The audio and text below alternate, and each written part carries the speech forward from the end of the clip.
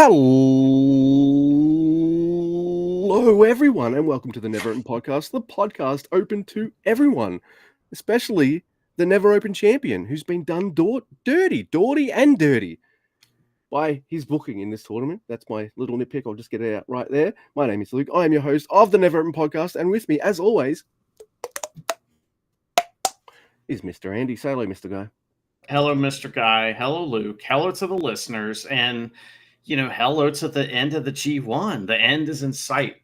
We can see it. We're going to wrap up A block on these night 14 and 15 and tell you all about what's going to come soon here on the G1 Climax. Definitely. We're talking about nights 14 and 15 of the G1 Climax. 34!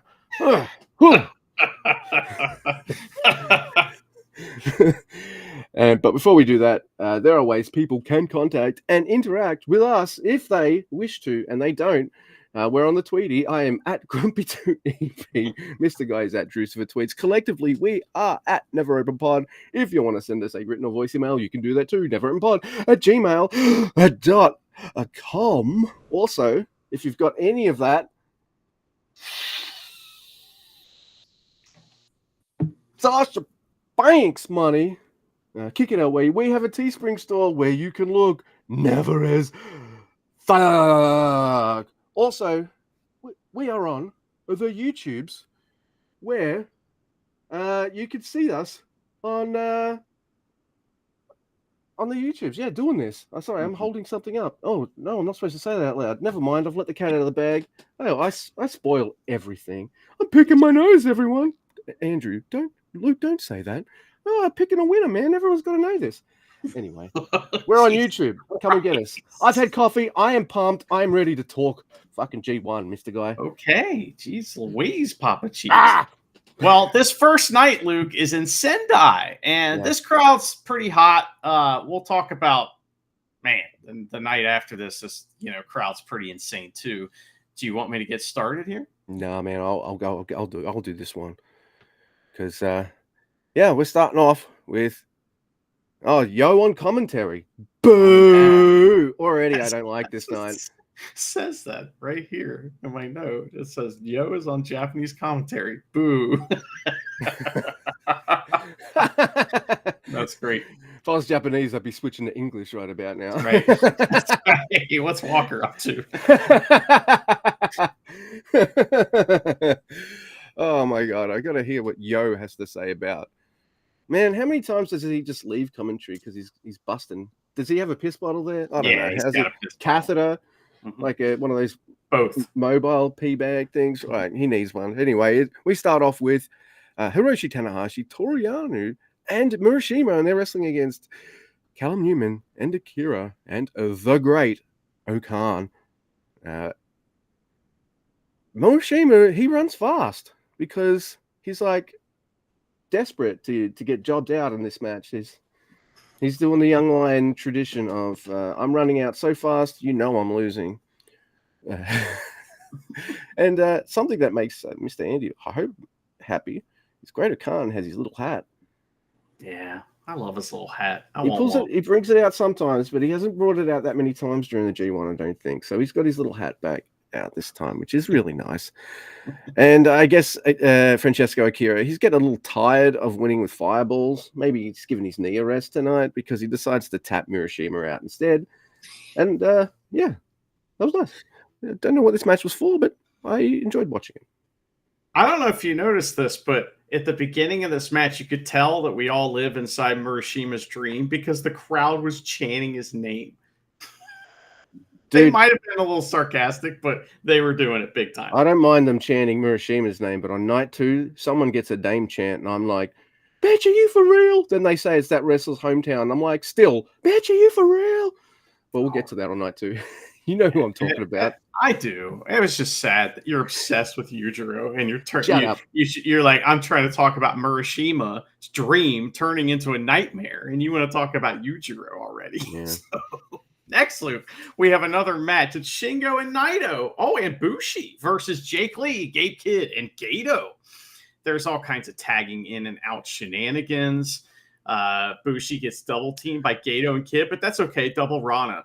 And we get some really fun like beard shenanigans on Gato. And Marty is like so mad because Naito looks back at the curtain where he sees Marty peeking out and steals Marty's double axe handle. Yeah, he does. Breakup.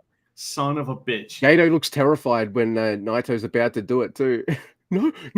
He's like, no, he knows Marty does that really well, and it hurts. So anyway, but Bullet Club did a really good job keeping Shingo from getting in and keeping the fans from getting the preview shit, right? So I like that, but he does get in eventually. And what kind of music do you think that Jake Lee likes? It's not ska. Like, what kind of music do you think he likes? He's into like that My Chemical Romance kind of stuff. Okay, like emo shit, huh? Yeah, I don't know why, but yeah, I'd say so. Yeah, maybe August is Falling. A bit of Paramore. Mm-hmm. Yeah, absolutely. Well, this preview stuff is pretty good between Shingo and Jake Lee. Suddenly, you like Jake Lee even less than you did before. So he's.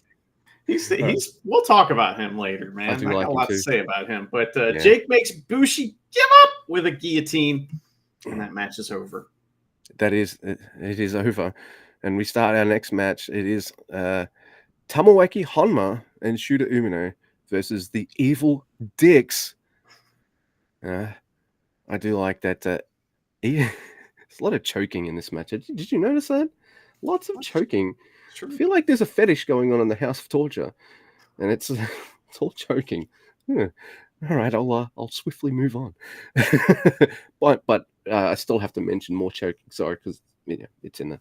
Yeah. Evil chokes Honma with the microphone cord, and we get ever heard Tom Waits scream in agony? Here it is. The crowd funny. Laughed. They thought it was funny. That's mean. I'm also laughing. But he can't hear us. You know what I mean? The crowd's laughing at him. They can hear him. Evil also chokes him later on with a bit of string from must have been holding the corner turnbuckle pad. Walker keeps calling it the tag rope. The tag rope or something, yeah. But they don't have a tag rope. They don't have tag ropes. No, it's from the corner pad because they must have. Oh man, yeah. So that happens, but there is a Death Rider on the deck for the win, and that's the match. Death Rider on a dick. There was a part where you don't want to call it a dick rider. That's totally different. Yeah, that's Great O'Con. But anyway, there was a part in this match where Evil gets like fucking thrown into the turnbuckle and he goes, "Oh shit!" like that. So made me laugh. But all right, well, this is B Block. This is the second to last night of B Block. And shit matters on these shows. So this first match is going to be Takeshita versus Boltin Oleg. And Cal Newman joins Walker on commentary. He does fine, Yeah.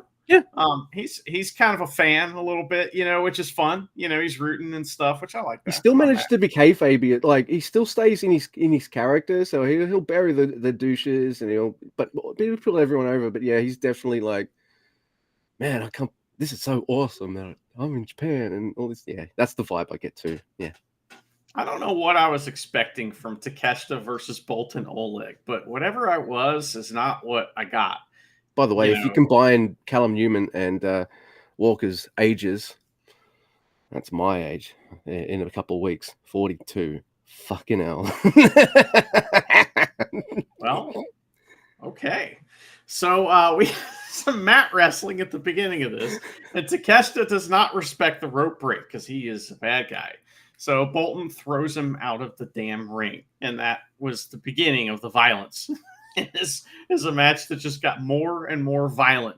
So there's some getting in and out of the ring, shenanigans, mind games from Takeshita, but that sets up a big double pay call. There's a DDT on the apron from Takeshita, and he starts grinding Bolton down into the mat. Also, he hits a big flying lariat, and it looks awesome. And that move always looks terrible. Like, no matter who does it. Lariat off the top rope always looks terrible because it's like, of all the cool things you could have done, you've just jumped with your arm out. Oh, yeah, and it's always weak because it's kind of dangerous if you just launch yourself. But Anyway, his looks really good though. I like it. So there's a big side slam from Bolton, and he runs through a bunch of his moves. But Bolton, okay, so then Takeshita goes for the high knee in the corner, and Bolton counters that with a one-arm spine buster. It's like, pow! That shit was awesome. Then, again, he does the thing where it's obvious he's cooperating here a little bit. When Takeshita counters the Vader bomb with a Blue Thunder bomb, and he's like, take me away. Shades of Hinare, Cobb, have just floated in my mind. Whoops. No, Cobb, you must win this. So there's a brain buster for Bolton. He fires up and hits gut wrenches afterwards. He gets the Vader bomb now for 2. There's a big lariat battle, and Takeshita's the one who's wobbly. And Bolton gets the standing, you can't, for 2. He goes for another, but we get a German suplex battle that is just like, what are we doing here? I could imagine Wato weeping for joy at one of the most beautiful. I'm going to say some naughty things about Mr. Bolton Oleg, but one thing I will not rag on is his suplex game, which is absolutely wonderful. And he does, like, part of it is how Takeshita bumps for it, but hey, it takes 2 to tango, and that German is a fucking gnarly piece of art. Like, whoa, yeah. Takeshita gets one of his big elbows, but this is when Bolton Oleg hits the biggest German suplex of all time on Takeshita, who lands on his goddamn head. Yeah. And it's like, yeah, that shit was awesome. It's a drop kick, but Takeshita's right up at 1. Bolton hits an F5. You can't. Bolton Oleg pins Takeshita 1, 2, 3. The match was awesome. The result was awesome. Bolton ends his turn. Wait, no, he's got one more night. Bolton has 6 points. He doesn't. He doesn't. Oh, I thought this is because his last night was supposed to be against Yuya. Yeah. Okay. Well, anyway, he, I guess, has 8 points then, wrapping him up because he'll get 2 points for the forfeit. But he's at 6. Takeshita's at 8. Yeah. He's going to finish the tournament with twice the points of Callum Newman, and he's half as good. So that's how I feel about it. Also, 8 points, really? So wait. All right, let's just say he finishes on 6. Hinare is also on 6, and you're telling me that the Never Champ and Bolton Oleg are the same score? Why couldn't you have Hinare beat Takeshita, yes, and then have Takeshita beat Bolton Oleg? Why would? Yeah, we're about to get started, Mr. Guy. Oh boy, so Bolton Oleg is. This is a good match. It's a good match. Good? Okay. But at the start of this match, I see it maybe a little bit more than you did. You mentioned it a little bit, but I see him get lost a couple times in the opening. It's like when the match is kind of building up, he's a little slow and lost. Stomp. What am I going to do to I'll stomp him again. I'll do 3 stomps. Yeah, all right. I'll pick him up now. And I'm like, why are you you don't, dude, surely you can start a match off a little bit more smooth than that. But when things get more fast-paced and action-packed, he's got it. He has it. But there's a few things he doesn't have.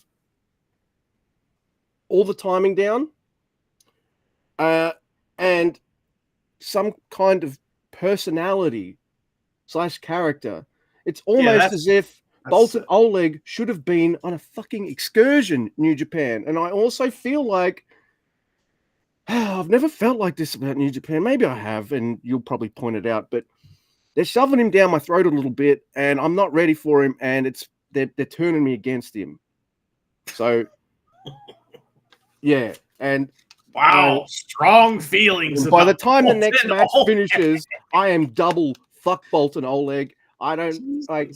Is he capable of great things? Yeah, I saw suplex heaven in this. I'm putting him that over. Like when the shit starts flying around, like power moves and striking things like that. When the match is going, he is going. When the match isn't going, and there's like, I don't know, a double down, or he's like Takeshita's on the ground, and now he has to think of an offense to do. It's not good. He needs more seasoning, and to think like of the people he beat to be in this G1, and I have not enjoyed him anywhere near as much as say like Callum Newman, and like he's in this, but not Taichi, not Tanahashi, not even Toru bloody Yano. I'm sorry. So there.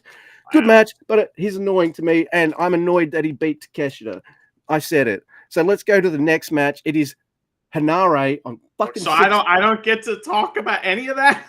Sorry, go. Yeah. I mean, what? Why are you so hot about Boltin Oleg? I just don't understand. It's like I don't have any strong feelings about him one way or the other. You know what I mean? Like Taichi isn't in. A wrestler does not get over with me by beating wrestlers I like more than them, and I just don't think he has all the things to be in the position that he's in. Okay. I don't know. I feel like, wow, he felt to me like a young lion in the G1, except he gets wins, and some of those wins I just not. I don't know. I think he did better than the average young lion does when they're in the G1. You know what I mean? But I enjoyed a few of his matches quite a bit, so I'm not mad he was in it. I mean, I don't know. I thought we got a pretty good G1. Yeah, I had no idea you had strong feelings about him. I can't imagine that. All right. And it dovetails, because let's get into it. It's Hanare on cunting 6 points. We're doing a new direction for the new Never Champ. We're building something with this guy. Job. What are you doing? I haven't done one of those for a fucking while. And he's against Ren Narita. Renamaru Gambit. Ren blinds Hanare with his mask again. And Hanare swings around instead of just like taking it off. It's wrestling logic. We all allow this. Come on. The ref is chumped out again when Ren uses a chair on Hanare's leg. And it totally bugs me, right? When heels and know the finish and the ref knows the finish. So the heel heels it up by blatantly cheating in front of the ref. It's kind of kayfabe breaking. But really. The thing is he doesn't want to. If he DQs Ren's gonna kick his ass. There's like that threat of violence there. You know what I mean? That keeps the refs in line. Dude, Hanare, if Hanare had won this match, Ren still might have kicked his ass. So, damned if you do, damned if you don't. It's true. New Japan refs are dumb. Anyway, all of them. Even my favorite one. Anyway, Ren, he does he does this El Desperado kind of submission, where he's got Hanare's legs crossed and he's just pushing down. And I know that doesn't look like it's the most painful thing ever, but you do those kinds of stretches when you do like any type of martial art exercise and stuff, because I used to do karate and that was one of those frequent exercises, and just pushing down. I'm not a very flexible dude. Ow. So that kind of thing, I see that and I'm like, that's a hurdy McOuchie. I don't ouch. But and as he does, all right, there's parts of this match I fucking enjoy big time, and that's Ren having in this hold. And as he does this, I'm not sure if this is a little racist or not, but he is mocking Hanare, and that's fine. But he starts doing the haka while he has Hanare in that hold. So I kind of got a bit of a chuckle out of that. Walker asks Callum what Hanare's game plan is, and Callum provides the answer of kick, punch, headbutt. I'm like, yep, you missed out on suplex and stuff, but that's okay. It sounds like my kind of plan, though. I like that plan. There's lots of fuck your leg on Hanare. But Hanare, he kills Ren with standing lariats, and he definitely can't stand face north, think about direction, nor why he hasn't thought about it before. Thank you. Bridging suplex on Ren by Ren for 2 into a knee bar, which is kind of nice. And Hanare makes the ropes. There's an ultimate attempt, and Ren, he grabs the ref. And he goes to slap Ren. The ref goes to slap Ren in the face, but slaps Hanare instead. Kenta Sato was terrified. Oh, yeah. He's like, oh, no. My next note, it was at that moment Kenta Sato knew he'd fucked up. Oh, dude.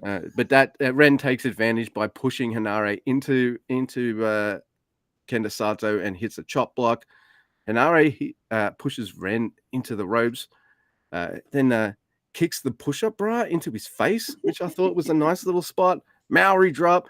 Hanare tries to get the idiot ref in, but push-up bra to the leg. Boo, heel hook on Hanare. Hanare, Ultima no. Double cross no. Rugby kick and a rampage. Low blow. Double cross. Hanare loses, and fuck you. Why is Hanare losing so many matches? Why is he the one champion that's been jobbed out the fucking most? And it happens to be my favorite title. I don't like it. And I don't like it in the way of, oh, how's the Torture guy beat him? No, I like House of Torture. That's not where I'm going with this. And also, House of Torture beat him in the most un-House of Torture ways possible. Didn't need Kanemaru, didn't need Togo, didn't need Sho, didn't need my dreamy love fantasy man Yujiro, apparently. Didn't need any of those. He just cheated the same way Kenta would cheat. The role of Kenta is played by Ren Narita in this match, because this is the way Kenta cheats, not the way House of Torture cheats. So I'm not against it for that way, but too many people have beaten Hanare, and you know what annoys me the most? I like this, and then the following night makes me feel like, are you seriously going to give me a Hanare Ren Narita feud for the Never title? Because we just tried to get away from that to make this the fucking Never Gold again. Is this what we're getting? Is this it? Why is he losing so much? This is bullshit. I fucking hate it. And that's probably, this is it for me when I say I hate it, I'm angry, I'm annoyed, because the rest of everything, I'm going to be usual Luke. All right? But this and the way Bolton Oleg is just feel like he's being crammed into my brain, and I don't like it. And then Hanare losing way too much is just fucking stank gravy nuggets. Jesus. The end. Sorry. He's the Never champ. I'm invested in the Never champ. All right. It's been a while since I've been like super emotional dude about anyone in New Japan since Jay White left, and now I've got two guys that I'm super invested in, and they both have titles. Doki is the man, and for me, Hanare is the man, but they're not treating him like the man. I do appreciate he's willing to do business. This is a useful thing for a wrestler to have, I guess, but he's doing too much business, and Hanare feels like a really nice guy. I've met him. He is a nice guy, because by the time I met him, we'd made fun of him a little bit on the podcast, playfully, because I feel like we always liked him. But, he did mention it when I met him. I threw your ass under the fucking bus. But I feel like, we get along fine. Never Hanare podcast. It was fine. But, and I think maybe he's too nice, and he should start, maybe going, that's not going to work for me, brother. And then just go, and scare the shit out of someone or something, because I don't like how he's been booked in this tournament. I think it sucked. And that's the only major criticism I have about the G1 Climax. A 34. Now let's just back to, what do you think of this match, man? Did you like it? It's good. It's fine. I thought it sure was a match. I mean, I didn't have a problem with it or anything. I thought it was pretty funny when Kenta Sato smacked Hanare in the face. I did too, yeah. But I understand your feelings. I just don't feel that strongly about anything in New Japan. Right. I don't think right now. So there's nobody that's like my guy out there wrestling right now. So I get it. I like Hanare a lot, but he's not somebody that I think of that way. I mean, Shingo, but I don't mind when Shingo loses. I don't mind either. So, Shingo's reached the top of the mountain. I've seen him win a billion times, even though I've also seen him else. I've seen him do it all. But I don't know, man. We're supposed to be doing some awesome shit with the title. That's the promise I feel like they gave us. And then the G1 has happened, and he's lost almost every single match, and I don't like it. All right. Well, let's move on then. So, major point. ELP versus Goto is the next match, all right? And my favorite wrestler in the world is Goto, so I'm so happy to see him wrestle. He sucks. Anyway, the audience is split here for now at the beginning. There's some respect before the match, which ELP shouldn't do that. I hope he spit on his hand. But ELP has the advantage as they run the ropes a little bit to start. And hey, Marty's there. I see Marty. Happy to see him, you know. So Goto lariats ELP to the outside, then rolls him back in. Make up your mind, Goto! In or out? Goto does all the boring moves like chin locks and clubbing blows. Whoa! Don't get that's so ridiculous. He's losing. He's not going to try as hard as those matches where he fucking wins, right? I don't know. Boring moves. But now ELP dodges the lariat because he tries to do the lariat to the outside again, and low bridges Goto, gets a plancha, moonsault to the floor. ELP does his flippy flops in the ring, and Goto uses his misdirection thing to get a lariat because he's a formulaic bastard. And Goto hits a great spinning heel kick, though, in the corner, and the upside down GTR lariat for 2. The moves look pretty good in this match because ELP's in it. And there's a big yay strike exchange. Goto tries the misdirection again, but ELP ducks, hits a lariat for a double down, and then there's a one-man Shoto, but ELP flips over Goto and does the Shoto himself. It was like, look how useless you are, Yoshihashi. This is how you're superfluous. It's like, oh, Goto could tag team with himself and... Exactly. That's what he's trying to do with the damn ring post. So there's a brain buster and a mildly warm mallet from ELP. And he goes for the Thunderball 69-420 and gets it for 2. Goto baits ELP in, though, and hits a headbutt. Like, oh, I sure am hurt. Ow, headbutt. And then he gets the Yushigoroshi GTW, but ELP kicks out. And it was one of those, like, amazing kickouts where it's like, it can't get any closer to 3. It's like, without being 3 is awesome, man. So GTR is countered by a backslide, sudden death, but there's a fish out of water spot. ELP gets the win. It's not, totally clean because it was like a roll up or whatever, but decent match. Good finish. I thought the finish was pretty good. I was caught off guard. Goto ends his tournament with 6 measly points, and ELP gets like 6 well-earned points. Really? Yeah, Goto's on 8 points. 8? Yeah, he needed to win this to advance, and this was a must-win for him. And ELP spoiled him, and that's why ELP at the end is like, I ruined your G1, bro. Oh. And Goto's crying, and as Goto's crying, as I'm watching Goto cry, because we didn't watch this at the same time, I wrote you a message. Goto's crying. Did you mark out for that? No, nothing. You didn't mark out for Goto crying. Not really. I mean, like, I like watching him lose. I really like watching him get pinned clean, though, with like a finishing move. I do that, or make it tap out. I mean, that would have made me like. Then I would have been marking out. I've seen Goto lose. I think the finish is fine. I think I would have preferred a more definitive win for ELP. Again, he got 6 freaking points. That's what I'm saying. They could barely beat Goto. Come on. Yeah. But this is tournament, big time Goto with the crowd behind him and everything. So, I mean, he does have that samurai spirit and all that. Yeah. Sword. I did write you a snarky comment before I started watching this match of, the way this night's going, a bit Goto wins. But alas, he did not, and I was very happy with that. That's true. Yeah. So next we have David Finlay versus Jeff Cobb. And I like this match, but it's weird.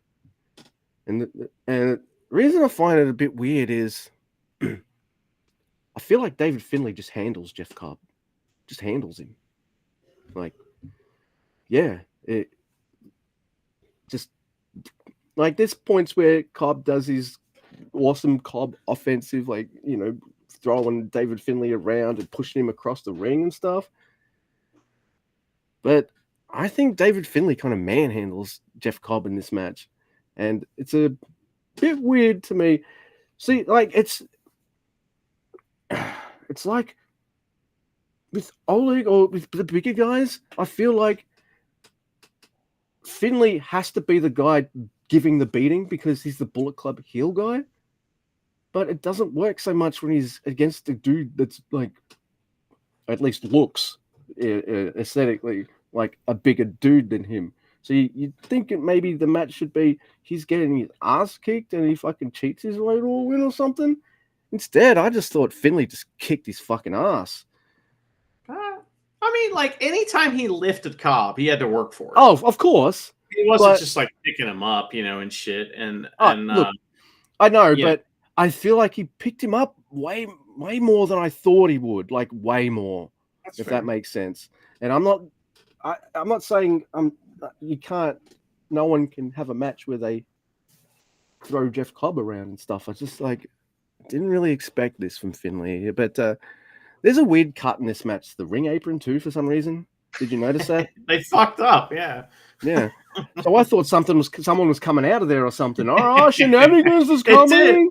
I think they were just like looking over the camera, so they had pointed down for whatever reason, and they cut to that camera and they was just pointed at the freaking apron. Yeah.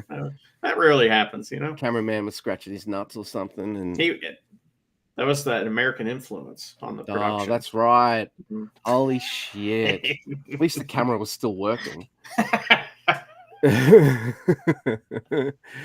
But he kind of builds up with the power bombs too. So the first one he has to fucking work to get it on the Cobb, and it's barely up in the air. But the second time, all right, boom, boom. And I understand, like the first one, I wasn't even like you could make fun of it, but I just saw it as Cobb's a big dude. You didn't get all of it. All right, cool. Second power bomb. And then overkill, and Finley wins. I think that's the right way to go here. But there's and all that you need Finley to progress. Really, Jeff Cobb has enough points and all that kind of stuff. It was a good match. It just felt a little weird to me. Is it just me? I mean, you're describing it accurately. I think. I mean, he did hit a Dominator on Jeff Cobb, which looked insane. That's like maybe a movie shouldn't be hitting on Jeff Cobb, or without like getting top him rope up assistance on, or something. Yeah. So I'm not saying David Finley doesn't look like the kind of guy that can do that. I've said, look at his guns. He's a very strong looking dude, but it's an aesthetics thing, right? I see Oleg and I'm like, he's the bigger man. Maybe he should get a bit more of that stuff. I see Jeff Cobb. Maybe they're as strong as each other, but just visually, I'm like, that's Matanza. You know? You don't toss Matanza like it's a sack of shit like that. Right. You know? That never happened, right? But that was special time, a special place. But we're anyway. Matanza Cueto. Love it. I thought that there was some fun stuff in here. Like, for example, Finley towards the end was trying to bust out anything he could.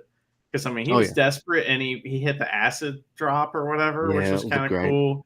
And I don't know. I like this match a lot, but I could see where you're coming from, with that, because he did, like I'm saying, that Dominator was like, wait a second. But I like that Finley won. He ends his tournament with 10 points, and Cobb earns 8 points in the tournament. Cobb's on 10. Okay.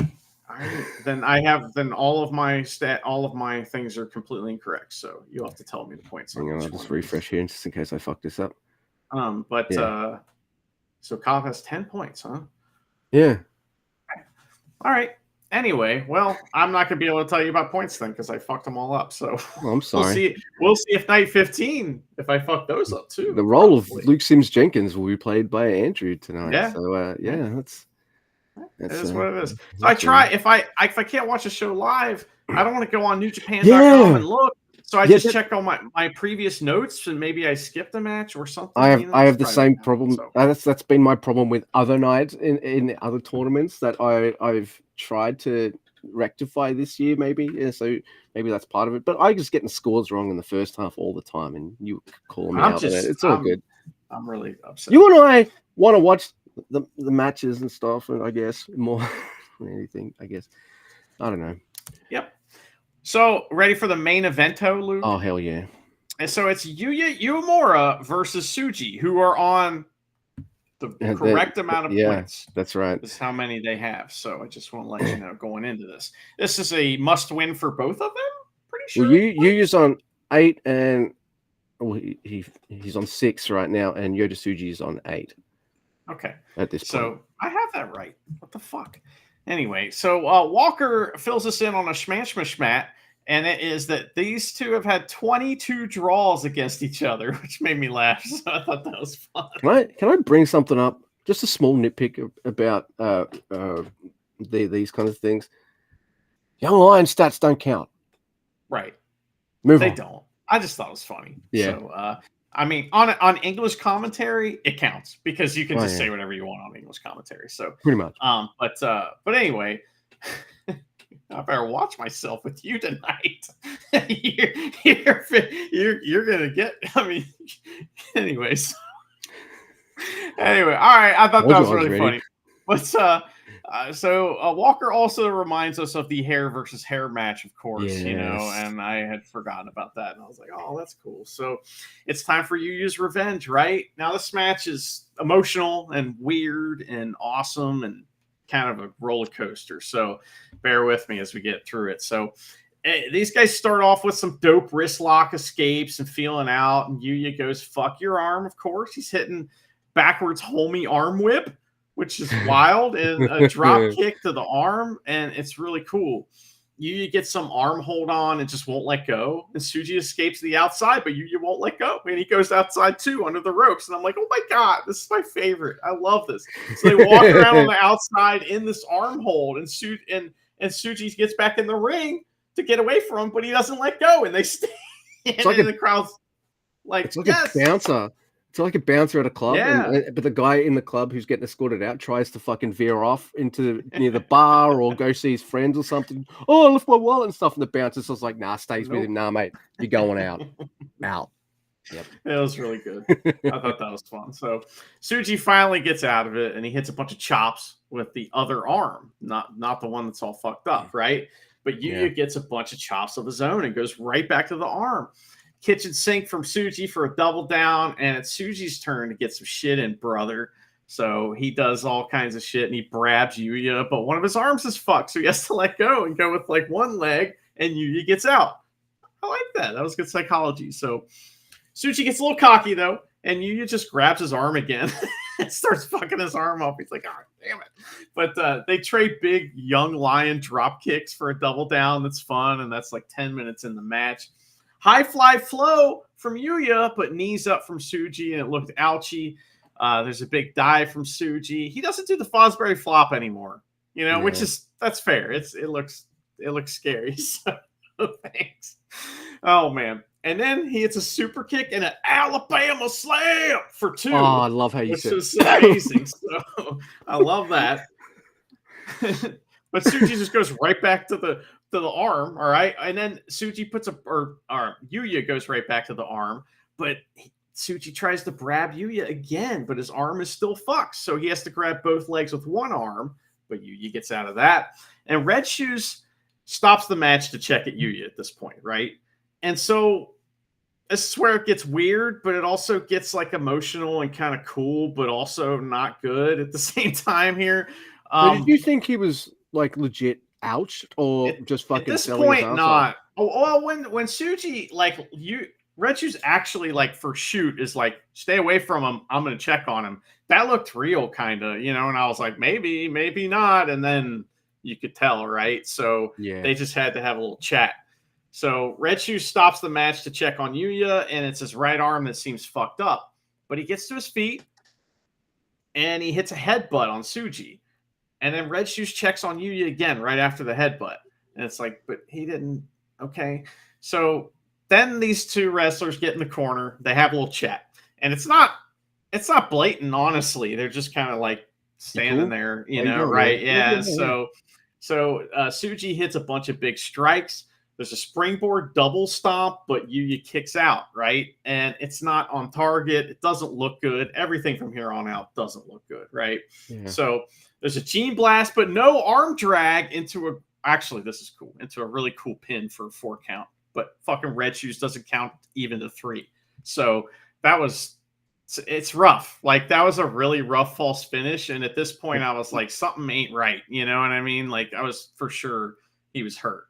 So they do another roll up after that, and then you wins. And the problem is like that fucking last little thing that they did that was like cool. Just pin him there. You know what I mean? But then they went on to another step that just kind of like exposed everything, and it was like, oh Yeah. And Yuya's hurt, and he had to get out of the tournament, and it sucks. But I'm glad he got a win. But man, it was weird. Maybe I would have had a chat in the corner, all three of us, and been like, "Hey, Yoda, maybe you should win now, because like we're not getting." It would give extra, I don't know, extra stakes to the Yoda Suji match, I guess, and Yuya's out, but no one's to know that Yuya would have had to totally withdraw. What a fucking bummer! I've absolutely adored Yuya Uemura's tournament. I've said it every episode, just how fucking fantastic I've found all these matches. And you're right. As soon as the talking starts, and usually we might nitpick the talking, but come on, if someone's hurt, yeah, you got to have a full conversation if you need to. Fucking, pull out a medical book and just I don't even care if you're his opponent. Like, do whatever you have to make sure both boys are okay. I'm fine. That's it. I'm all right. I don't mind if things are breaking, if like someone's hurt. Do what you have to. But you're right. Yoda is still going to do some moves, but he's going to try and do it in such a way that he's not fucking the arm up. Because, hey, guy's hurt. Let's get out of this. That's they just had to get out of it. So and when Yuya hits that kind of, he's stumbling a bit, and then he hits that headbutt.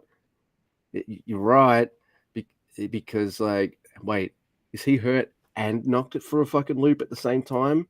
All right, weird, so that's why Red Shoes is like, all right, hey, are you all right, man? Like, all right, so yeah, it got rough, and that roughness, I don't think is either dude's fault. Someone got hurt. You have to wrestle around it to accommodate it if you're not going to stop the match.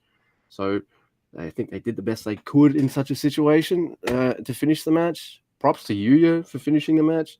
By the way, props to anyone who finishes a match with an injury, but also as a 41-year-old man, you're injured like that, call the match off, man. Like, I love what you guys do in the ring, but I don't love it so much that you need to finish a match all fucked up. Like 20 years ago, I'd be like, oh man, it was so cool. Fucking broken orbital. Fucking, Mick Foley went down through the cage twice. I can't watch that clip anymore. Now I see it and I'm just like, man, that's too much. That's too much, man. It is too much. Yeah. Right. There's no doubt. So well, he had a great tournament though, right? He proved himself, and no matter what happens, whenever he comes back, if it's a short amount of time or a long amount of time, he's going to be super over. Be short. So please be short, because that's what I hope. Yeah, man, what a tournament! I'm gutted he doesn't get a last match, so I guess I'm robbed of another amazing match. But what if it was Bolton Oleg beating him? You would have lost your mind.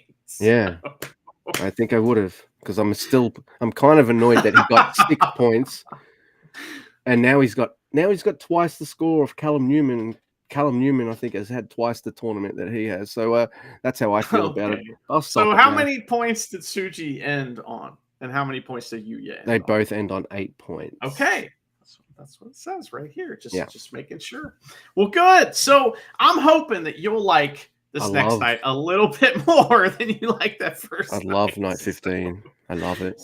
Well, let's hit it. It's night 15. This is in Nagaoka. All right. Yeah. And this crowd is fucking insane. This crowd is just out of their minds, and I really like them. So, we got to start off with some bad taste, but man, this match is fun. It's Goto and Tanahashi versus Suji and Bushi, and there are massive Goto chants. I mean, it's deafening how loud they're chanting for Goto, but this is pretty like standard fare. The crowd gets fired up for Tanahashi versus Suji when they get in, and that's fun. And LIJ beat the shit out of Tanahashi, and Suji rakes Tanahashi in his gut.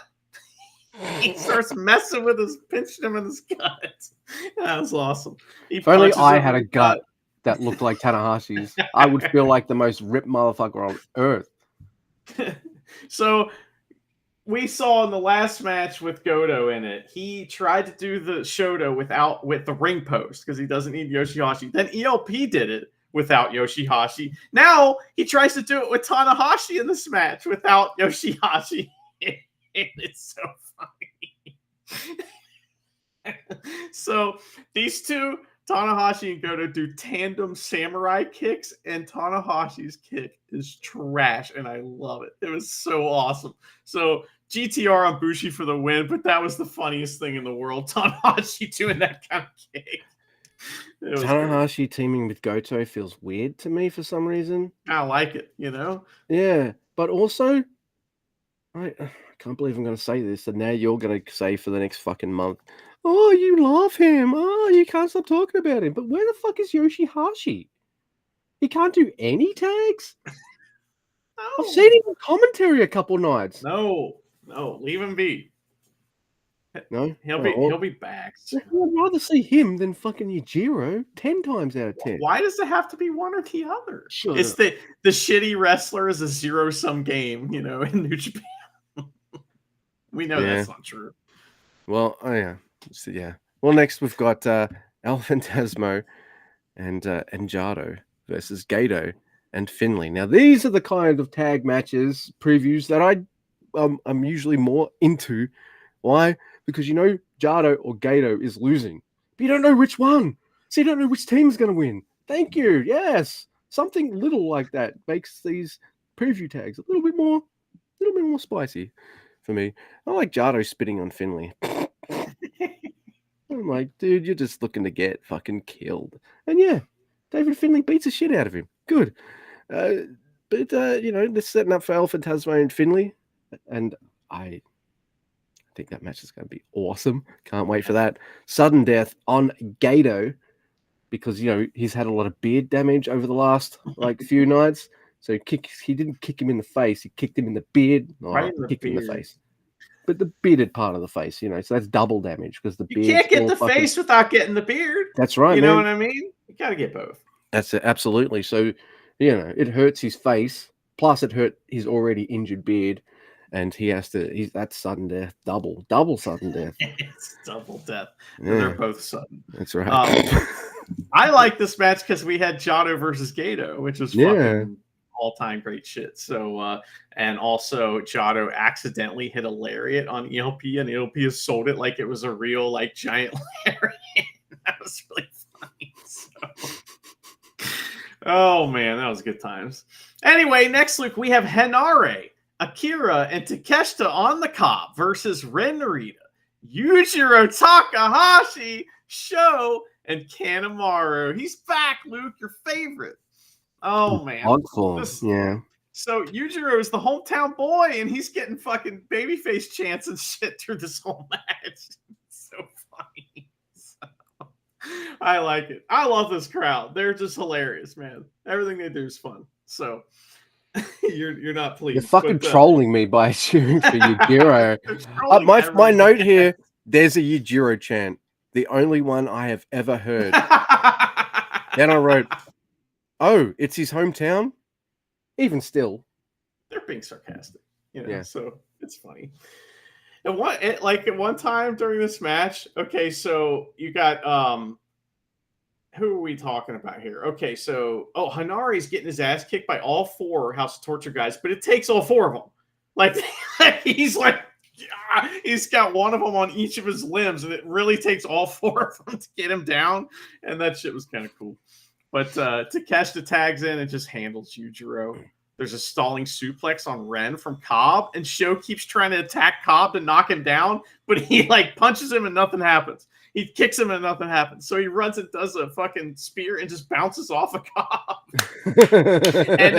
and then Cobb throws a Ren right on top of Sho, who just fucking landed. That was great, man. That was great. That made me laugh. So Fisherman suplex has no effect on Takeshita. Yujiro's moves do not work. That made me funny. It made me funny. It made me laugh. So there was also a really awesome fiery babyface hot tag from Akira, and he's about to get the win, but his leg gets grabbed. Suntory surprise, motherfucker. Kanemaru pins Akira. Takeshita has to be helped to the back too, and I didn't see what happened really. So, yeah, no, it's after the match because House of Torture just beat the shit out of him with chairs and beat him down, and all of Empire have already left, so they don't bother coming out to help Takeshita at all. No, fuck Takeshita. He's not in our group officially. No, fuck this guy. Okay. Next, we kick things off with a match that's great.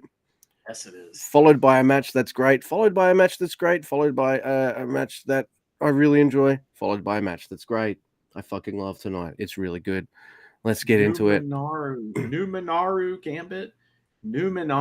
Gambit. Right? Oh, yeah. I didn't write that, but I did write Tope Kanemaru Gambit. It is Callum Newman on 4 versus Gabe Kidd on 6. And it's funny to me. I'm annoyed that Hanare at this stage in the tournament's on 6, but I'm not quite as annoyed with Gabe Kidd because they've put an emphasis on Gabe Kidd in this tournament. I feel like they have. They're kind of giving him this kind of push, and I'm like, well, he's got the state championship. Like, fine, but why can't Hanare have some of that fucking like kind of attention and stuff? Yeah, but anyway, but for some reason, Gabe Kidd's had a similar booking to Hanare, but I'm not as annoyed with it with Gabe Kidd for some reason. I feel like Gabe Kidd's already becoming one of those guys for me that I don't mind if he wins or loses because he's going to kill the guy regardless. Like, I don't know. He's just giving me that vibe of it doesn't matter. Bodies or gold. That's the thing with Bullet Club War Dogs. That maybe that's part of it. Bodies or gold. And he's got gold, so he's just going to get some bodies. Might I suggest also that Gabe Kidd is this is a new thing.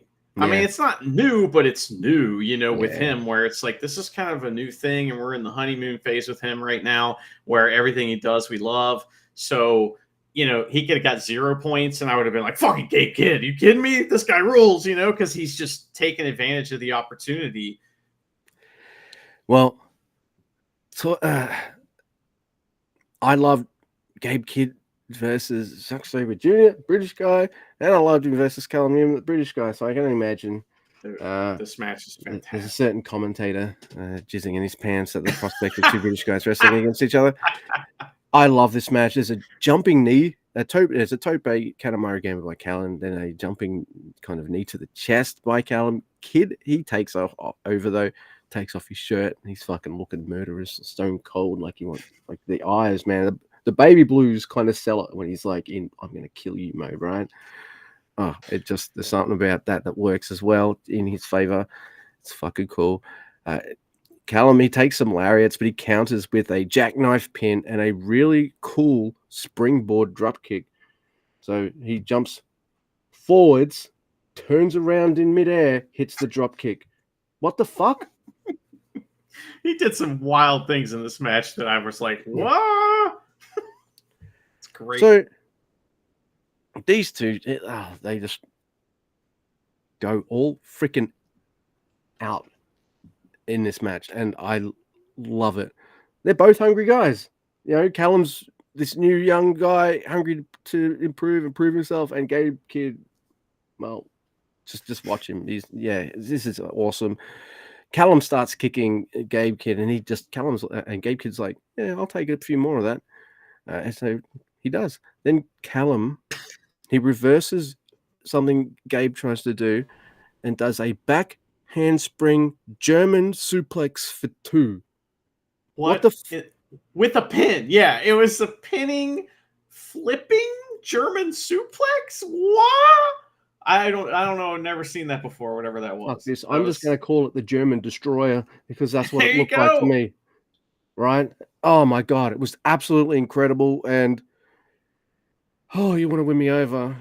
Awesome German suplexes. Yeah, Bolton Olegs is like, what about me? Fuck you. But Callum, that mat move was absolutely incredible. So like both those dudes pulling out gnarly looking Germans in their matches. Wow. And Callum, he kicks the shit out of Gabe Kidd some more. There's an Oz cutter. No! But then 2 pile drivers by Gabe Kidd.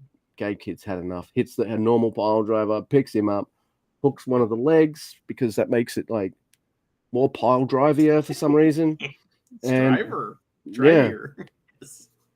Piles driver, maybe. I don't fucking know. Drivery. Yeah. I love that. Hemorrhoid driver this time. Who knows? But Gabe Kidd, he wins. He pins Callum Newman. So Gabe Kidd's on 8 points. Callum on 4. Gabe gets a chair and he beats up a bunch of young lions. Pile drives Callum Newman into the chair, and Gabe grabs his belt and sits down and puts his feet up on Callum Newman. He treats Newman like human furniture, which is good times. And as he's doing that, Hanare comes out on commentary and he's like, "Hey, what's going on?" I'm like, "The boys is getting humiliated." He's like, "Oh, I was over there," or something.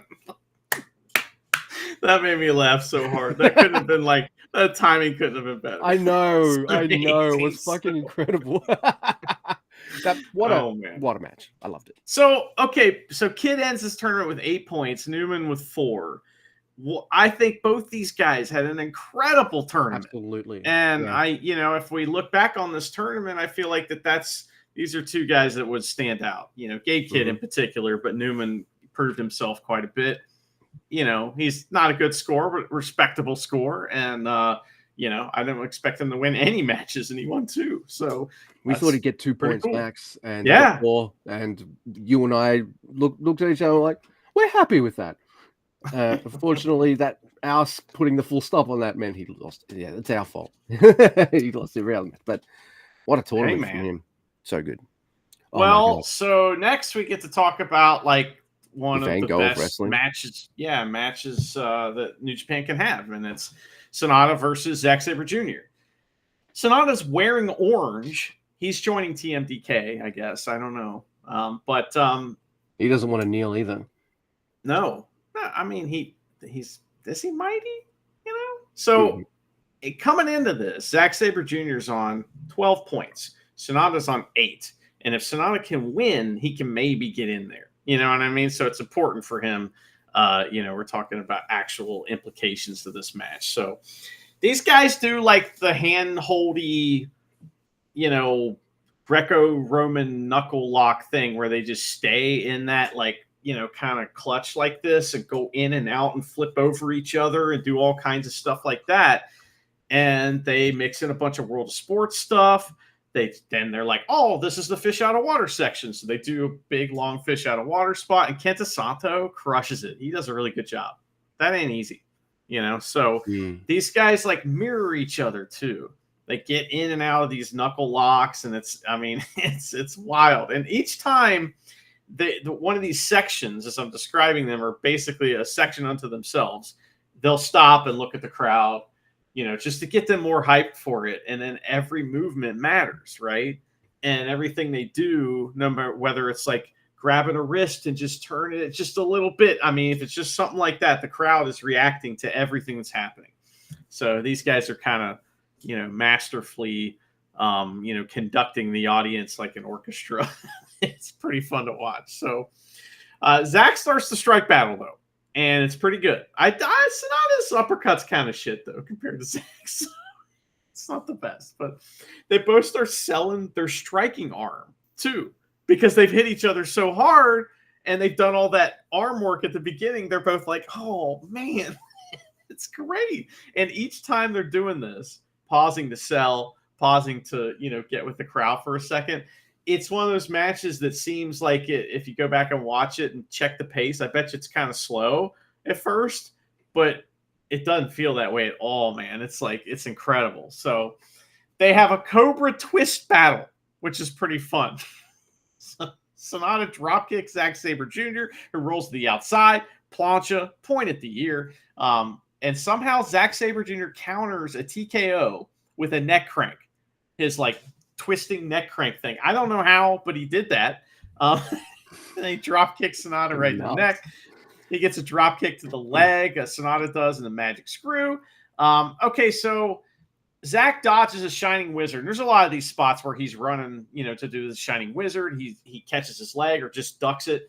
And so This is great. He gets up, dodges the Shining Wizard. They both get up. Zack goes for a kick. Sonata catches his leg. So Zack just starts smacking the shit out of him. But Sonata doesn't let go. He just hits a dragon screw. And that was fucking dope. There's a moonsault from Sonata, and Zack Sabre Jr. grabs Sonata's arm. And it's not as smooth as the one versus Gabe Kidd, but it's still always cool to see that. That one versus Gabe Kidd was like, what? That's what that's supposed to look like. You know, that was incredible. So Zack Sabre Jr. has both of Sonata's arms all wrapped up, and he's doing his wacky hold that ends matches. You know, the one where he's just grabbing limbs and he keeps getting it. And everything he does, the crowd is like going nuts for. This is what I'm talking about. He's got his arm just a little bit like that. No, let me grab the other arm, go that way. And the crowd's just going, oh, wow, the whole time. So they roll around a little, but finally Zack Sabre Jr. is exhausted and he can't keep the hold on for anymore, and his arms are fucked up too. But he did not. But he did almost rip all of Sonata's limbs off. So that was. It was very Rings of Saturn-ish as well. So I appreciate it. But Zack's facing the other way, and then he does the reverse Rings of Saturn with his fucking legs.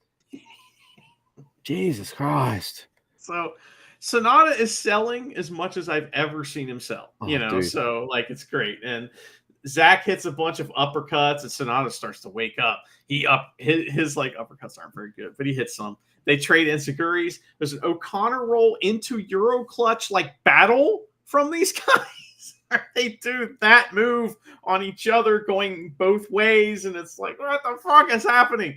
But Zack gets out of it. They do more and more of these O'Connor roll reversals and stuff. There's a drop kick to Zack Sabre Jr.'s leg, and finally a Shining Wizard. But there's a skull end reversal battle, which is awesome. They both get the skull end and start flipping around on each other and getting out of it and getting back into it. And but out of nowhere, Zack Driver! Zack wins. It's not their best match, I don't think, but goddamn, it was fantastic. Zack ends his tournament on 14 points. And Henare marks out and is like, what? I've never heard of someone getting 14 points. And Sonata ends on 8 points. And I think Sonata had a good tournament. It was like solid. But Zack Sabre Jr., he was a cut above. Yeah, not just in points. Yeah, I might not necessarily say it for maybe him or Shingo like I do for other wrestlers that I have absolutely loved his tournament. Oh, my God. But I just expect it from wrestlers like that, right? That's fair, yeah. And it's for me to say for other wrestlers that like maybe don't get the fucking the rub with how good they are that they probably should. I know Yuya does, but I don't know. You just expect. See, this was a marquee matchup for me. This is a main event. I love it when these two wrestle. I want these two to have like a couple month long feud, please. Just 5 guys versus Team DK. Let's do it. Yeah, I agree.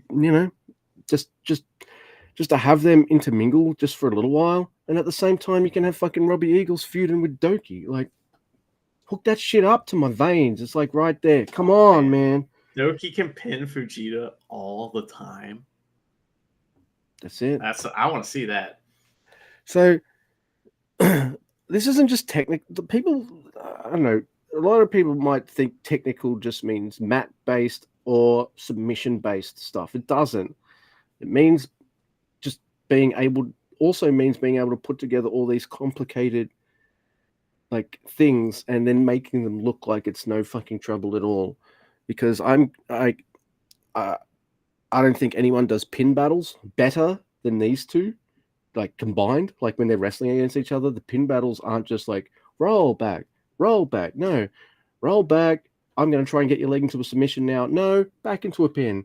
I'm going to put a chokehold on you now. No, roll back this way into a pin. It is so fucking complex and mind-bogglingly amazing. I just wrote technical pin war because I was no way I could fucking capture all of that in my notes.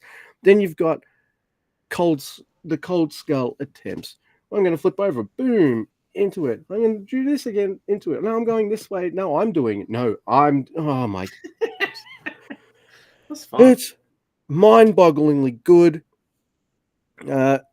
Sonata has a few guys on the roster that when I see that he's going to wrestle that person, I can't wait. Great Khan's one of them. I think he's one of my favorite guys to wrestle. Toru Yano.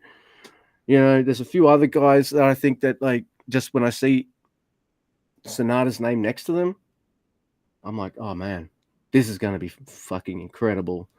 And it is. This is just insane. I even thought Sonata was going to win because I'm like, well, Zach doesn't need to win because he's already in the playoffs because, like, he's got the highest score. No one can get as high as him in the scores now in this block. This is it, you know. But no, it's not going to happen at all. I got this. It was a surprise ending for me that I don't mind because I like that. I've been saying it for a few episodes now. I want Zack Sabre Jr. to win. He gets 14 points, a personal best. Well, it would be a personal best for almost every single wrestler except for maybe like a Nakata or a Tanahashi, right? But that is fucking insane, though. That he's a man of the people too, and he goes into the crowd and celebrates with everybody in the crowd after the match, which is a lot of fun. Yeah, you could tell he's having a blast. Oh man, that was just. I wanted that to be good, but not like short. And there's a pin battle early that almost ends it. I'm like, don't you dare! All right, cool. All right, I'm getting the match now. Thank God.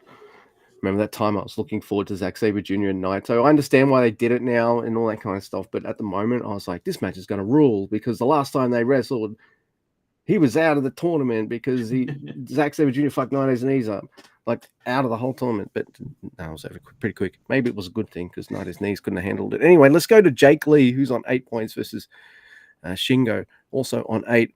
I like that Shingo's playing mind games with the smart bastard at the start. It's fucking funny.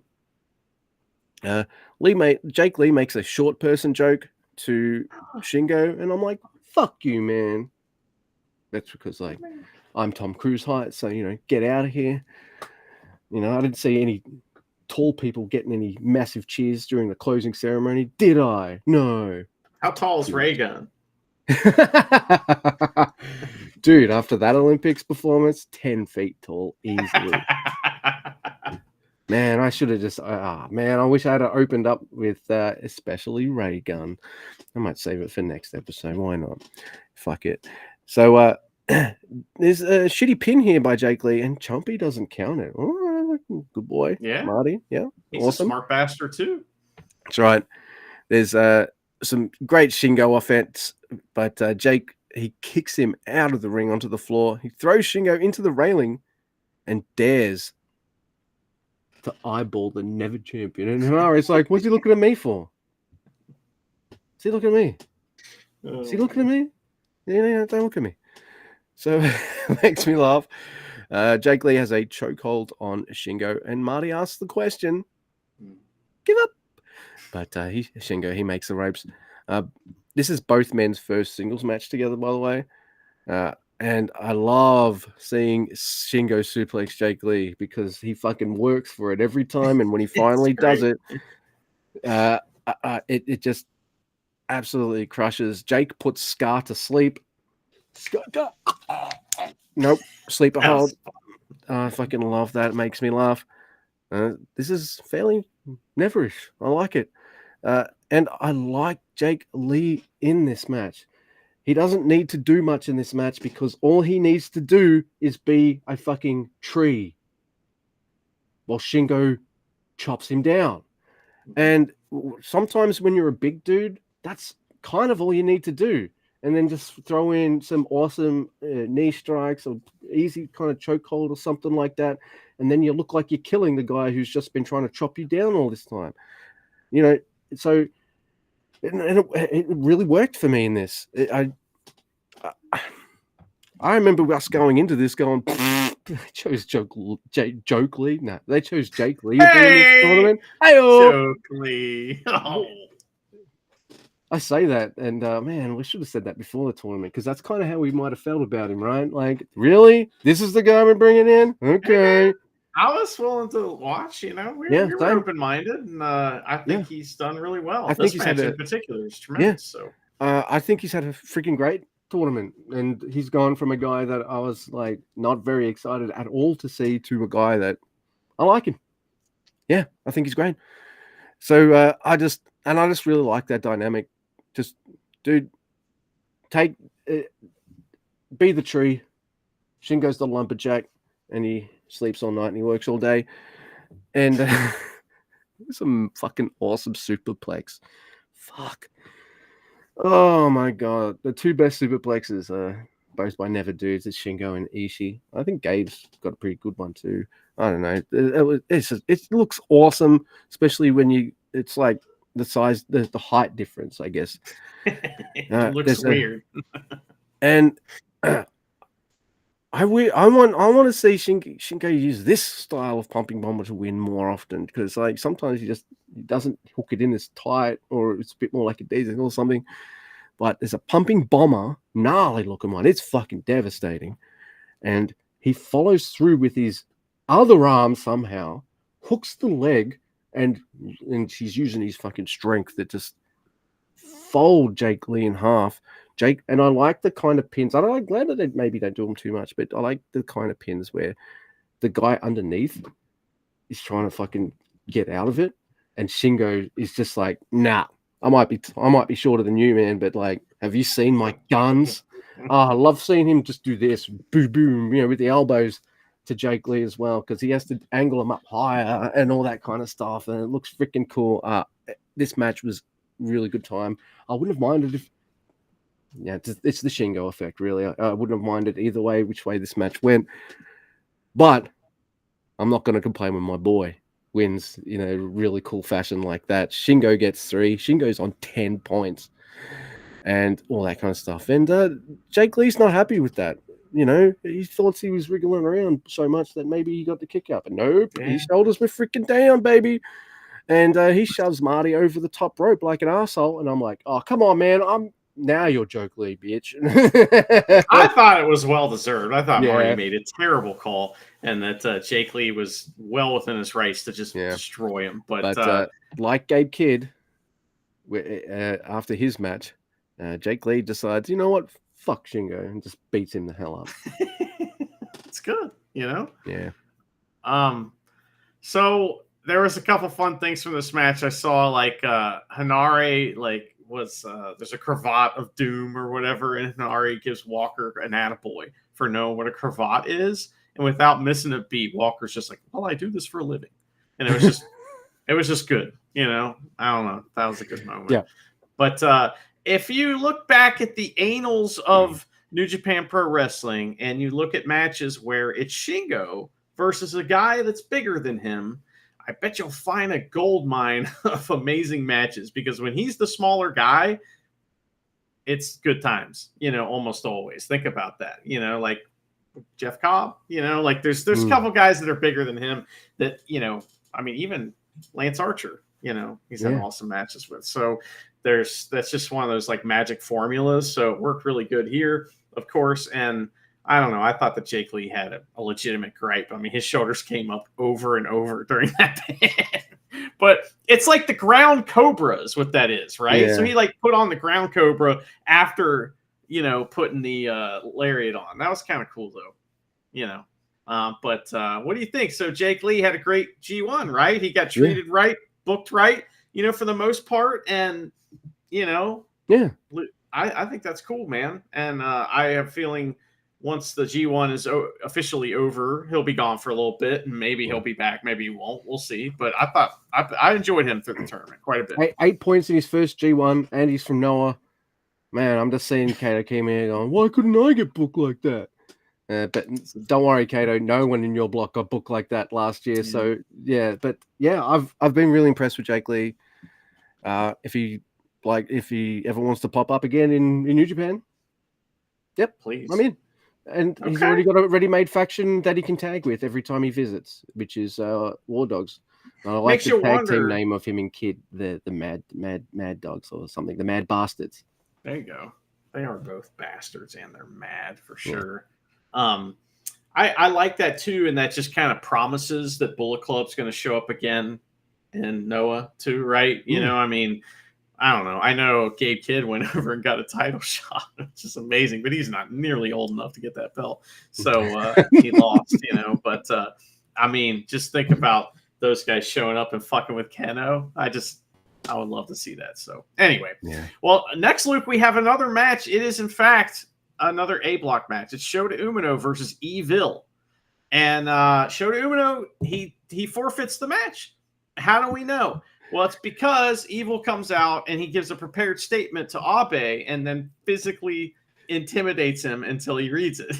This is the message from Shota Umino to New Japan Pro Wrestling and the fans. Before I even started the tournament, I was sure to lose. Even if I beat Evil, I cannot advance. Therefore, so the fans can enjoy the playoffs, I will forfeit this matchup and give my points to Evil. Seems legit, you know? I think that there was probably a postscript too that they didn't put that said something like "Evil's the best president ever," you know. So Evil celebrates. I'm Dante, and I'm the biggest idiot ever. Evil celebrates his win, but Marty won't raise his hand. Marty refuses to raise his hand. So Hanare says that Shota is missing because he's walking from the hotel to bring back his joke from last time. So that was fun. And then Shota's music hits. Oh, of course he's here. And he gets the Kanemaru Gambit on all of House of Torture. He gets a big shine, but then House of Torture do House of Torture things and take over. And this is all pretty standard fare, but the crowd is loving it, man, and makes it good. Shota's really good at the lone babyface thing, like lone babyface against the world. You know, he's got that down, so it's fun. He accidentally drop kicks Marty in the fucking face, so Marty's dead. And Kanemaru runs like a maniac too. He's good at that. Oh man, I like the collapse bump where it's not a bump, but you just get touched by the wrestler and you just collapse into nothing. That's what Red Shoes does. I think it's the best. But because Marty actually bumped, he's not supposed to do that. Come on now. But Marty loves to go flipping out of the ring masterfully as well and roll and shit like that. Like, hey, anyway, he's a shooter. Yeah. So anyway, all right. So Kanemaru runs in. Bump boot camp. Like, come on. he counts the pin, and Evil wins again. Evil's won it twice now, but no, Kenta Sato's out, and he gets murdered. Evil taps out to the STF, but there's no ref, so no one to count it. House of Torture all run in. They're all doing their bullshit. We get dick-to-dick contact, little juice, all that shit. Sakamoto comes out. He gets killed. So fucking Tanahashi comes running down. Here he comes. He's going to do it. And he starts beating up House of Torture. He kills them all. And then Evil just low blows him. Yes. It's so weird seeing him in a very casual suit doing sling blades and striking people. It's like I'm so used to him wearing his wrestling gear that to see him just kind of run out in his casual clothes and just whoop ass is funny to me. And then it was hilarious, man. As soon as he's got his back turned on the ropes going, yeah, to some House of Torture guy knocked out of the ring, I see Evil just going, yeah, life makers are getting punched, mate. Sorry. Boom. Oh man, that made me laugh. So anyway, we get a cutter for a double down, all right, from Shota Umino. He's hitting cutters, and Red Shoes appears to save his son. And I love when he shows up like, what's going on? What's all this? Then he does that basically, but it's a little slower and more methodic, you know. So these two go back and forth, and they do a really good little wrestling match here where they're doing the big moves and the kickouts and everything. Is Shota Umino for two. Umino hits a Death Rider and wins. If I got this right, Shota Umino ends his tournament with 8 points. Evil ends with 10. Walker's very quick to when Red Shoes is coming out. Walker's going like, yes, we all know Red Shoes is the father of Shooter, but he's not coming out here to save his son. He's like, it's like he's saying to like, look, everyone, it's not about that. All the refs are taken out and all that. And I'm just thinking to myself, dude, you don't have to explain any of that. It's House of Torture. Fuck them. Right. You know what I mean? And I like House of Torture. I like this match a lot. It's a great time.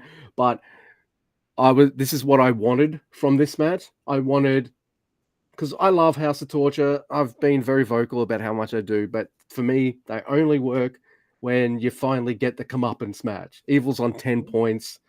Always book strong. You got to book him strong. Otherwise, House of Torture just doesn't work, right? They're just cartoons. I don't mind if they're cartoons sometimes, you know, like cue the Benny Hill music when Zack Sabre Jr. pinned him and stuff like that's fine.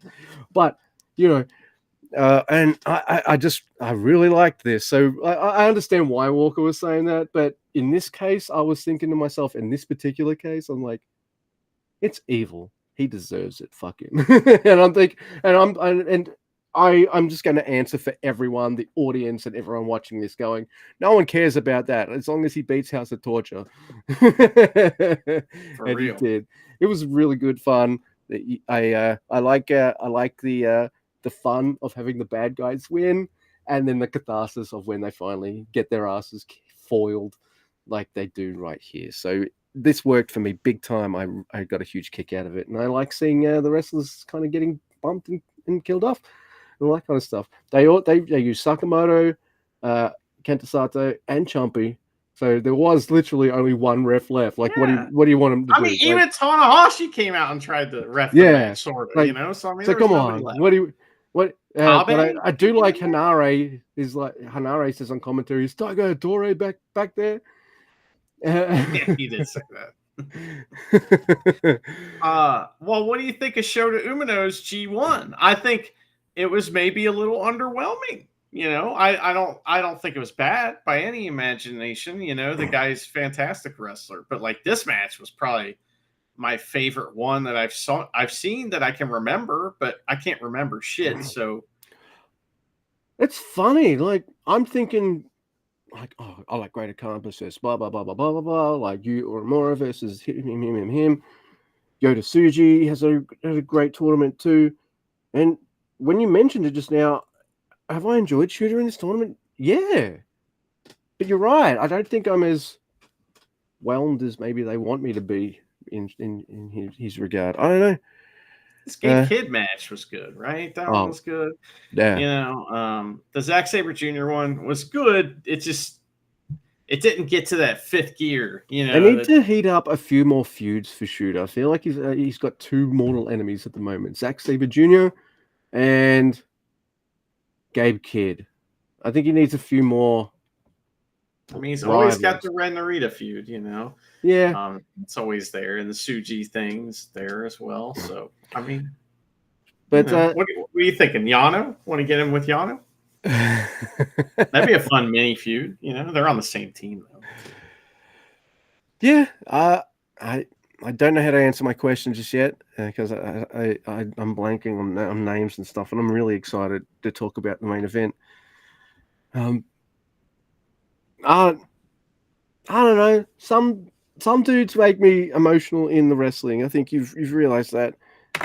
I guess one of them has turned out to be motherfucking Great Khan, because I've loved every single match he's done. Every single match in his tournament is different. Does he do Great Khan things every match? Of course. But every match he mixes it up. He has something in that match which will mirror the other person in the match. Or he has a fucking game plan, or he just pulls out shit you've never seen before, or doesn't pull out that much. He is still, ever since he came back from Excursion, he is still this guy. I'm just like, I don't know what this match is going to be, because I don't know what he's going to do next. That's why he's one of my favorites in New Japan. And people can just dismiss him as the fucking lemon guy. He is so much more than that. He can make you laugh. He's in my opinion like the ultimate wingman if you're a single dude who wants to get with some ladies. I'm like, man, if I was the Empire Boys, I'd be happy to be having like this crazy man, wild man here, because it's going to be a fucking wild time. He can do never stuff, mat wrestling. He can just. Well, okay, so you complain about Bolton Oleg because he's not enough, right? You know, and like he's not enough yet. But like Great Khan is 3-dimensional in his character, and in the ring he's like 4-dimensional. You know what I mean? Yeah. So like that's one of the things is that like he has these dimensions that he has. And this next match, I don't know if you heard this, but one of the first things that was said is that these two haven't had a singles match in 3 years. And How do is you that? remember? You have to remember that singles match because it was like it was a big coming out party for Great Khan. That's I right. think that's the It first was the time New Japan Cup, and he beat Naito in the first round or something like that. Or I don't something like remember that. the result. I just remember that it was like the first match of his that we saw that was like, oh, like Yeah. this guy can do some crazy shit, and like I get it now. You know, it was like the first time I think he put dude on his back and did the spinny thing, and like there was a bunch of things in the match that just kind of came together and gelled. And I think that to me that was an important match. So this next matchup was like, you know, it's pretty cool. If Naito wins, he's in the tournament or he's in the playoffs. If Great Khan wins, he's in the playoffs because of, you know, the tiebreakers or whatever. And I've been saying this, and this kind of crept up on me because I've been saying for ages now, can we just do something with the Great Khan? And then, hey, we put the King of Pro Wrestling on him. I'm like, yes, but not that. Like, I like it. It's good. It's entertaining. But this is the Great Khan I want. The G1, maybe he doesn't need to do G1 effort for every time because I don't want him to fucking wear himself the fuck out. Like, but you know, he can do G1. It's fine. But big match Great Khan is just a sight to behold, and his score snuck up on me because I was in the early stretches, lose. He's the one guy I was like, breathe. It's early days, breathe, please, let's go. And he just starts racking up wins. So when you say, when I was told he's got 8 points, I was like, really? Cool. And I've been keeping track of the scores all the time, but it hadn't really sunk in just how much this guy had turned out to be winning, you know. It didn't feel like he was going to make it to the end, did it? So, you know. And I don't expect him to be in the finals or anything like that, but just to have this amazing run, and we're getting an extra match, maybe 2, maybe 3. All right, I'm fantasy dream booking here, but I just felt so happy and elated to see. Like, it's for me, it wasn't the King of Pro Wrestling beating the champ. It was Great Khan beating Tetsuya Naito, who just happens to be a champ. The fucking game plan is so cool. I'm gonna fuck your leg. I'm gonna do a pump kick to your leg. I'm gonna put you in weird fucking leg submissions that you don't know how to get out of because no one except Zack Sabre Jr. has ever seen them before. Only Zach's going like, oh, that's a freaking backwards double panther twist or some shit, right? Like, it's a Great Khan special. He's got 100 on. Yeah, right. And then he'll mix in. Then Naito will go for something. Then suddenly Naito's on the other side of the ring, judo throw. Naito's good in this match, but I just can't take my eyes off Great Khan. And I told Charity that, and Charity's like, you're not allowed to meet him. Whoa. Sometimes I joke when like Ishimori's coming out and he's looking all shredded and stuff, and he's being all cocky and stuff. I joke to Charity, I'm like, you're totally not allowed to meet this man. You know, we'll do it when we see someone we've got like a celebrity kind of crush on. You're not allowed to meet them. We don't meet them. Sure. But you know, I'm not allowed to meet Great Khan now, apparently. But okay, well, damn. I was hoping we would ride penis together. And he just seems to have kind of this game plan for Naito, and he just handles Naito. And what I'm happy about is I've seen some uninterested Naito in this tournament, I think. And I've seen some bad Naito in this tournament. And now in hindsight, I know he's losing. But, dude, like Sonata must love Great Khan. Naito must love Great. In fact, I think Great Khan must be very well liked because everyone fucking bumps like a maniac for Great Khan when he's doing his shit. Naito does it. Big time, even when he's like in the position where it can be Mr. Low Effort. We've seen it happen in this tournament. We have, right? I'm not trying to bury him. You're right. It's a fact. I like Naito, and I expected Naito to win because you get the extra Naito match in the playoffs. I wouldn't be disappointed if Great Khan won this, and then like, man, I'm so fucking. I'm feeling really happy right now. This is the feeling New Japan gives me that it's very rare for other wrestling to do. And I feel like you feel like that sometimes as well. It gives you the live feeling, even though you're sitting in your home with your headphones on, right? Yeah. And even if Yeah. you're not watching the show live, you're watching it back, you're still like, holy shit. So it's still like, unless it's like a major AEW pay-per-view or something, they've built it for ages or something like that, like they can do it when they want to as well. But they tend to always push guys that I'm not as into as the guys that I wish they would push. Yeah. But that's me in wrestling forever, isn't it? But I and the ending to this is so unexpected but awesome. Hanare's like fucking making this match look awesome as well. And Is I he see on it. commentary? Yeah. Hanare is great on commentary. He does the thing like someone's got a simple wrestling hold on.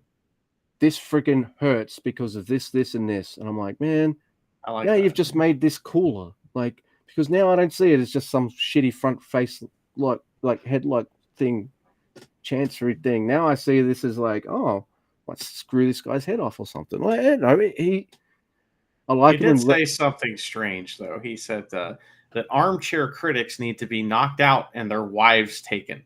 Oh yeah, take it easy. You're no, not right. no. I'm with Hanare here because this is the point I've been making in this, as in my long ramble here, that people might this year maybe see Great Khan as the lemon eating, I'm jogging, having sushi eating, silly, funny comedy matches. And fucking Hanare is like, anyone who thinks that's what Great Khan is, say that to his face, he will knock you out. And then he goes, and probably steal your wife too. I mean, I'm like, taking it a little far. That's all I'm saying. I know, but I still had a good chuckle about it, and I understand why he might be a bit passionate about it. It's his empire, boy. All right, I get it. So, and then I see the moment, like even though I see the front, the reverse flatliner, I'm like, it's still Naito. It is still Naito, and he's just done his first Destino. I'm like, even though I've seen the reverse flatliner, he might be eliminated time, and Naito turns that into all right. So you never know with Naito, and he's followed the pattern so far. Great of Khan. This is the only pattern I feel like he's followed every match: front face, reverse flatliner, roll him over, eliminator. So I'm still a little nervous because it's Naito. Hits the flatliner, hits the fucking eliminator, and I just can't believe it. I just got to see. It's just, I just felt like this is one of my favorite dudes in the G1. He's just had an incredible tournament, and I'm just so happy for him, and just come on, New Japan, let him show you something and have his score reflected or something, please. And it does, and I'm happy. Great Khan's on 10, Naito's on 10, and I'm sorry I talked about this a lot. What did you think of this match? Well, one thing that we haven't mentioned is the crowd. The crowd was deafening this entire match. I mean, just Oka chants and Naito chants, but Oka chants a lot too. And I mean, that happens many times in the match where commentary is having to just yell because of how fucking loud it is. And it reminded me a little bit of that when Jack Perry came out in Chicago for that one show, and it was like, holy fucking shit. It was like that kind of level heat they had going on as far as the noise level, which was pretty awesome, and that made a big difference. But I was just happy to see, I mean, he beat the champ. You know what I mean? It's like he beat the fucking champ. I mean, how great, like what a great reward for Great Khan, who's been a trooper for New Japan and a guy who's never taken time off, has just been there as always, you know, and he's a true New Japan guy. So when you got a guy like that in a tournament like this, you never know what could happen because New Japan guy is potentially a future champion. Yeah. You know what I mean? So you never know what's going to happen. And I don't know, man. I thought Naito's tournament was iffy at times and awesome at other times. It depends on who he was wrestling. So Jake Lee, no. Great Khan, awesome. You know what I mean? So Zack Sabre Jr., awesome. You know, there's some good shit going on. But Luke, there is going to be a playoff, all right? And so I was confused about how all this works, but apparently Thursday, Great-O-Khan is going to wrestle Shingo, all right? Because they are the second and third seeds of this playoff, which is one play, basically. So, and then they are going to play, they're going to wrestle each other. The winner faces Zack Sabre Jr., all right? And then the winner of that is the winner of the block. Yeah, it's a. Or are they going to switch it up? You know? Yeah. All right, if that's the way they're going to do it, all right, fine. I mean, I'm not going to complain seeing another Shingo versus Great-O-Khan match. Get the hell out of here. And I'm not going to complain to see either one of them wrestle Zack Sabre Jr. again. Hook it up to my veins. The only weird thing for me is just like, why don't you have these three wrestle the top three from the other block like that? Or book it so it's only the top two from each block, like normal. Maybe you should have booked it a little bit like that. I don't know. It's a bit weird. But having said that, Shingo Great-O-Khan, yes, please. Great-O-Khan won that match the previous time, I think. And I think Zack Sabre Jr. beat both men, did he? No. I don't know. He beat Zack Sabre Jr. So, where am I? Sabre Jr. He lost 2 matches, Zack Sabre Jr. One to Shingo and one to Shota Umino. So, okay, I can see it going. It's interesting to me either way because Zack Sabre Jr. in his block final has to beat someone he's already beaten in Great-O-Khan, and then Great-O-Khan's got to prove himself because Zack Sabre Jr. kicked his ass, or he's got to right the wrong of Shingo crushing him earlier on in the block. So that's good. If good that's either the way. story, they're going like, yeah, all right, do the top 3 finals thing all you like, because any combination of those 3 wrestlers, fuck yes, please. For real.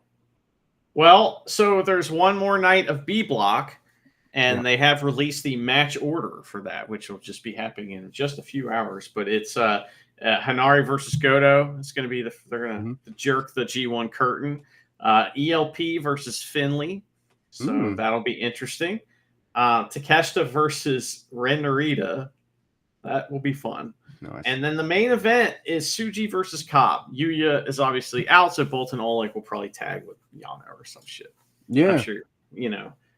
So I don't know who has what points, really. I don't have that up in front of me. But, like, I would assume that, like, is it down to Tsuji or Cobb? Well, I don't quite know how things are going to work with B block yet. I'll probably have a clearer picture tonight, obviously. But David Finley, Ren Narita, and Jeff Cobb all have 10. Okay, got it. Everybody. So you don't. I'll leave him out. He's out. But Goto is apparently out. Maybe it's the numbers thing. But Yota Tsuji is on 8, and Takeshita is on 8. I don't know if they're eliminated yet. Bolton Oleg will finish on 8 because he's not. He doesn't have a chance to get to 10, and all that kind of stuff. So you find 2 of your finals. David Finley is going to be one of them, I assume. You'd want him to be. I feel like as a leader of Bullet Club, you do that. Thank you. And and a biscuit too. Get out of here, Wilmy. You're not eating my fucking Monte Carlos again. God dang it. And all that kind of stuff. So, they've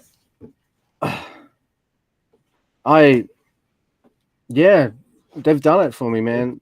Usually, and I did say at the start of the show, Wilma's been. That's okay. So we're talking about the B block, like, points and everything, right? Yeah. So Finley's up there. I think he's going to make it to the next round. I think Ren Narita, it's comeuppance time for him, so I feel like he's going to get spoiled. But who's the good guy? Is it Tsuji? Is it Cobb? Is it I wonder if it was supposed to be Yuya. Maybe. Yeah. It's a shame. Yeah, it is a shame, especially since he's just been so amazing. But ELP, that's just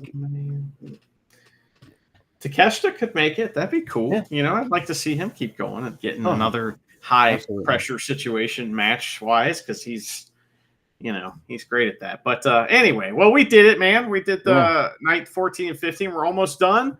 2 more recording sessions probably, Absolutely. maybe, and then we'll be done with the G1. So pretty cool. So I hope everyone bared with me. I know Mr. Guy did a little bit, because I did say I was going to have a bit of a complaint, and then then I was going to gush. So I hope I delivered on that. At least the second one, I always deliver on. I just hate seeing you so upset. You know, I don't like that. Oh, yes, yeah, that's adorable. I don't know what to say to that, but except that unless you have anything else you might want to add, I want to eat one of these Monte Carlos that I'm not going to let when we eat. They're Aussie Bickies. I don't know if you have them over there. If you can get a Monte Carlo, try them. They're nice. And what was I going? Oh yeah, I hate professional exits. I do a professional start